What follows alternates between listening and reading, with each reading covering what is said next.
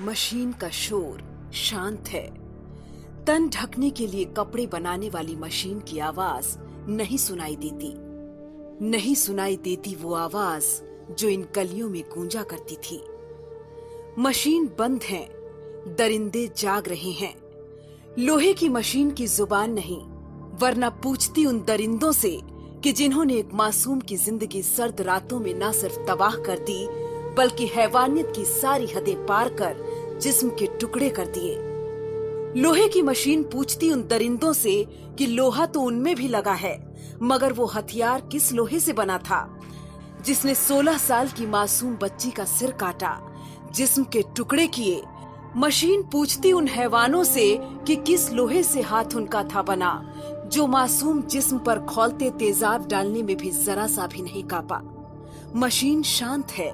अगर जुबान होती तो पूछती कि जिस पिता को लोहे की इन मशीनों से इतनी मोहब्बत थी, उसकी बेटी को हैवानों ने किस लोहे से बनी सलाखों से दागा, जिसके निशान देखकर दोजख के दरिंदों की भी रूह कांप जाए। पहले तो थोड़ा कम लगता था, लेकिन अब जब ये घटना हुई है तो और ज्यादा लगती है। मशीन बंद है, गलियां शांत, चेहरे डरे हुए, खौफजदा, बेटियां चुप, सहेलियां सुबकती हैं। लोहे का दिल होता, जुबान होती तो पूछता उस संसद से जिसने दिल्ली की निर्भया के इंसाफ के लिए चंद घंटे में ही सबसे बड़ी सजा का कानून कायम कर दिया। मगर लोहे का दिल नहीं होता, जुबान नहीं होती तो पूछती कि क्या 16 दिसंबर की सर्द और स्याह रात के बाद नई सुबह का वादा करने वालों ने सिर्फ सियासी फायदा उठाया।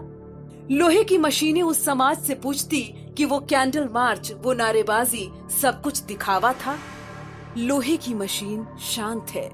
इन्हीं मशीनों में एक मशीन पर वो बुनकर पिता काम करता था, जो अपनी बेटी के भविष्य के लिए बुन रहा था सुनहरे ख्वाब, एक अच्छी जिंदगी के तराने, एक ऐसा लिबास जिसे पहन जब वो दुल्हन बन घर से निकलती तो फक्र होता।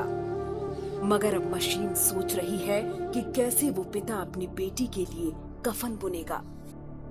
पास के ही जगह में खेत में फेंका पाया गया, जिस कारण उसका छत बिछद लाशें देखने से ऐसा प्रतीत हो रहा था कि कोई साधारण व्यक्ति का ये नहीं किया हुआ है।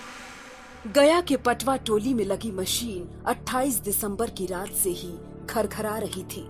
अनहोनी की आशंका से डरी हुई थी, मगर 4 जनवरी को जैसे ही सुना कि बुनकर पिता की बेटी बिना रूह के मिली है, तो थरथरा कर बंद हो गई लोहे की मशीनें।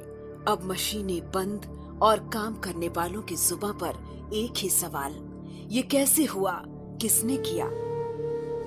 गया की पटवा टोली की 16 साल की निर्भया के साथ भेड़ियों ने जो किया सो किया।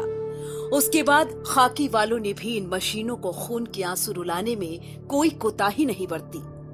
इंसाफ के बजाय पिता को ही लोहे के सलाखों के पीछे भेज दिया।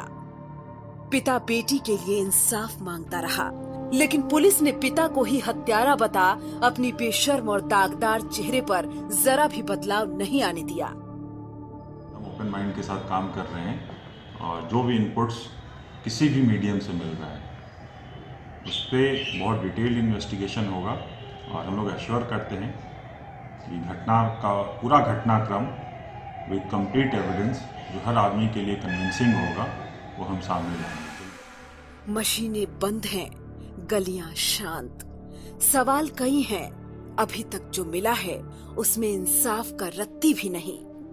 बेईमानी, बेइज्जती और बर्बरता की ऐसी दास्तां लिखी गई है जिसे सुन निर्भया की रूह भी कांपती होगी, पूछती होगी दुनिया कहां बदली।